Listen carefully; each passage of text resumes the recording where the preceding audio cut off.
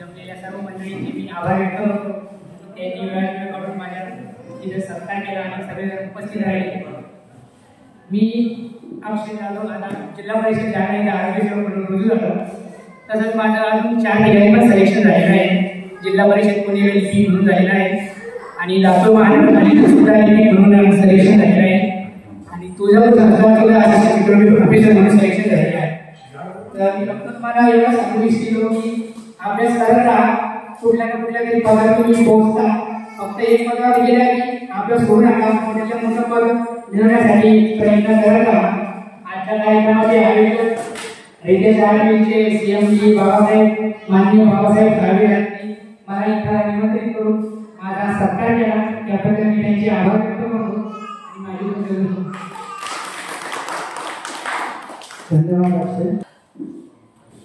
Riteish डाल्मी company MIDC या देवळा राज्यात या डाल्मीचे संस्थापक अध्यक्ष सन्माननीय बाबासाहेब किसन साळवे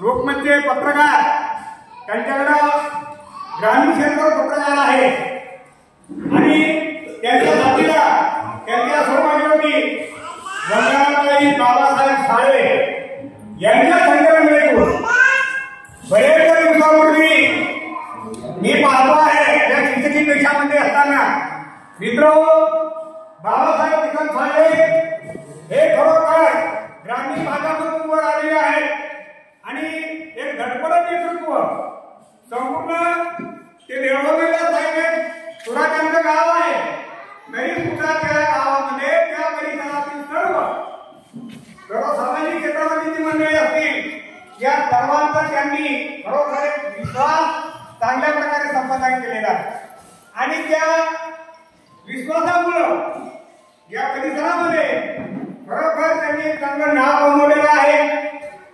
त्यांच्या या सर्व यशस्वी गुणवंत विद्यार्थ्यांचं हार्दिक अभिनंदन त्यांच्या संस्थेमार्फत ते होत आहे।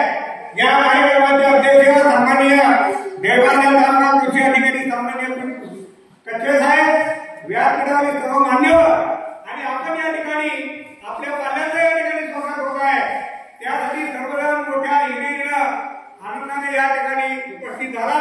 बंधूंनो, खरोखर एवढी मोठी एमआयडीसी एरियामध्ये जवळजवळ 6 ते 7 कोटी जागा मिळवणं हे साधं काम नाही, परंतु एक धडपडीत यशस्वी नेतृत्व बाबासाहेब किसन साळवे हे खरोखर आहे आणि म्हणून त्यांच्या संकल्पनेतून त्यांनी एक विचार व्यक्त केला की ग्रामीण भागामध्ये जे बरेचसे विद्यार्थी चांगला पोस्टर आरोग्य सेवक आहेत, आरोग्य सेविका आहेत, अशा पोस्टवर हे विद्यार्थी त्यांची निवड झाली। मित्र, तुम्हाला माहित असेल यासाठी त्या विद्यार्थ्यांना चांगल्या प्रकारचा अभ्यास करण्यासाठी त्यांना मार्गदर्शन महत्वाचं आहे, कारण ग्रॅज्युएशन झाल्याशिवाय मोठ्या पदावरती त्यांना फॉर्म भरता येत नाही आणि त्यानंतर कोणते पुस्तकं घ्यायचे, काय घ्यायचं याचं सुद्धा मार्गदर्शन मी माझ्या संकल्पनेतून मी माझ्या मुलांना केलेलं आहे।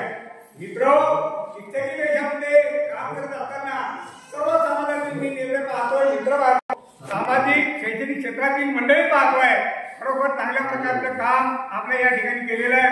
तुम्हाला माहिती असतील